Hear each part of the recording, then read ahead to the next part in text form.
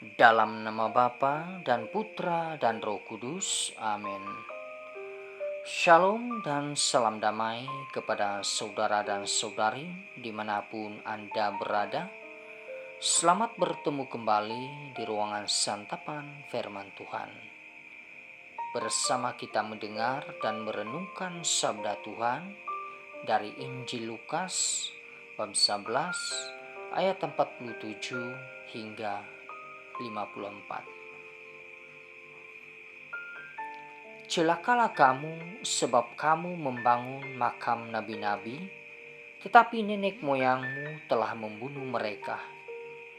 Dengan demikian kamu mengaku bahwa kamu membenarkan perbuatan-perbuatan nenek moyangmu, sebab mereka telah membunuh nabi-nabi itu dan kamu membangun makamnya.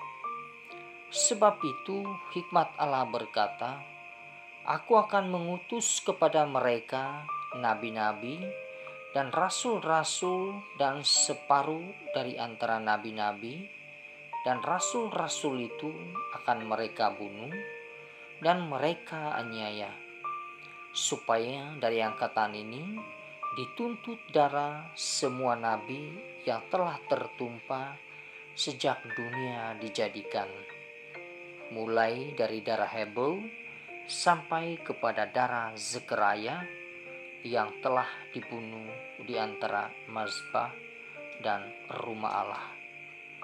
Bahkan aku berkata kepadamu, semuanya itu akan dituntut dari angkatan ini. Celakalah kamu, hai ahli-ahli Taurat, sebab kamu telah mengambil kunci pengetahuan.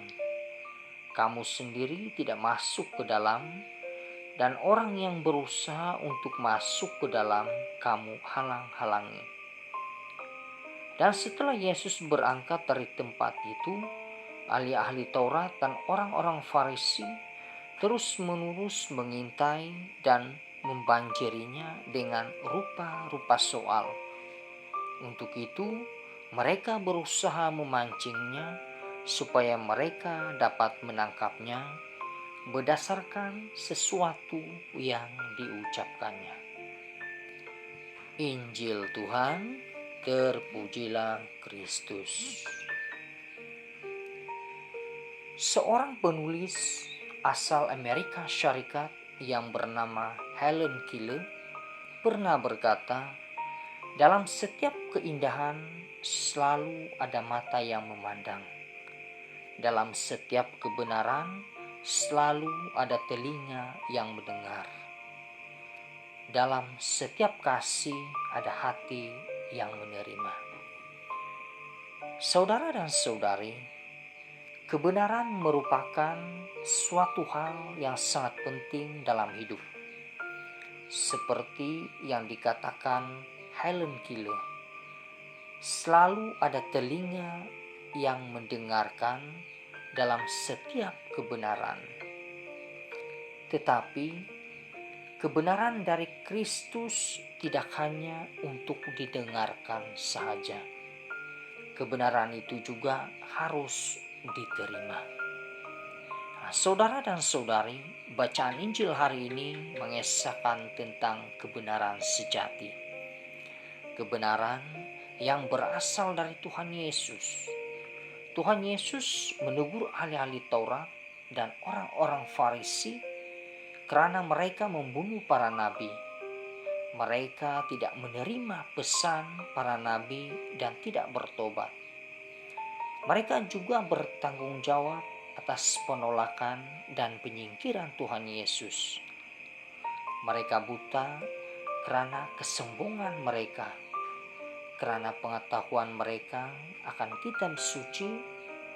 Mereka menutup mata terhadap kebenaran Yesus Kristus yang memperjuangkan amanat kitab suci. Mereka juga menghalang-halangi orang yang berusaha menuju kepada kebenaran itu.